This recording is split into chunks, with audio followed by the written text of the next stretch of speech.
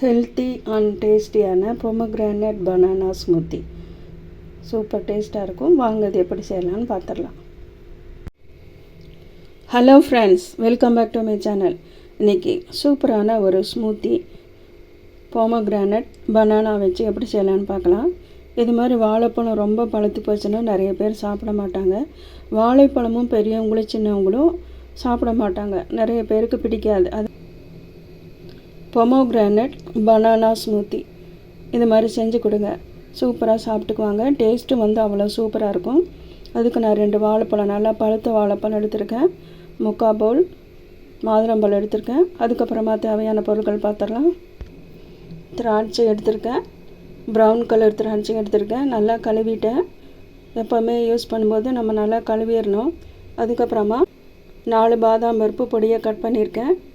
அதுக்கப்புறமா 5 பாதாம் பருப்பு, அதுக்கப்புறமா நாட்டு சர்க்கரை எடுத்திருக்கேன். இப்போது வாழைப்பழம், மாதுளம்பழம், திராட்சை, இந்த பாதாம், இந்த நாட்டு சர்க்கரை போட்டு மிக்சியில் நல்லா நைஸாக அரைக்கணும். அரைச்சா சூப்பரான போமோ பனானா ஸ்மூத்தி ரெடி. இப்போது இந்த வாழைப்பழத்தில் இருக்கிற தோலை எடுத்துகிட்டு பொடியாக கட் பண்ணிக்கலாம். ஒரு மிக்ஸி ஜார் எடுத்து எல்லாத்தையும் போட்டு மிக்ஸ் பண்ணி அரைச்சி எடுத்துடலாம். இப்போ ஒரு மிக்ஸி ஜார் எடுத்துக்கலாம். கட் பண்ண வாழைப்பழத்தில் போட்டுக்கலாம். அதுக்கப்புறமா மாதுளம்பழம் போட்டுக்கலாம். மிக்சியில் அரைக்கிறதுனால நான் கொஞ்சம் பொடியாக கட் பண்ணியிருக்கேன். பாதாம் பருப்பு அதை போட்டுக்கலாம். அதுக்கப்புறமா திராட்சை போட்டுக்கலாம். நாட்டு சர்க்கரை அரைச்சதுக்கப்புறம் போட்டு மிக்ஸ் பண்ணலாம். நான் எப்போவுமே போட்டு அதை அரைச்சிடுறேன். உங்களுக்கு இதில் பால் போட்டு அரைக்கணும் அப்படின்னா நீங்கள் பால் ஊற்றி நீங்கள் அரைச்சி எடுத்துக்கலாம்.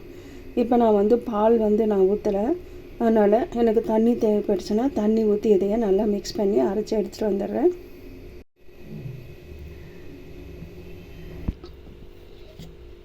அரைச்சி எடுத்துகிட்டு வந்தாச்சு.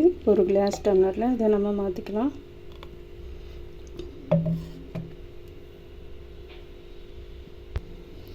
அவ்வளோதான் ஃப்ரெண்ட்ஸ், சூப்பரான ஒரு ஸ்மூத்தி ரெடி பண்ணியாச்சு.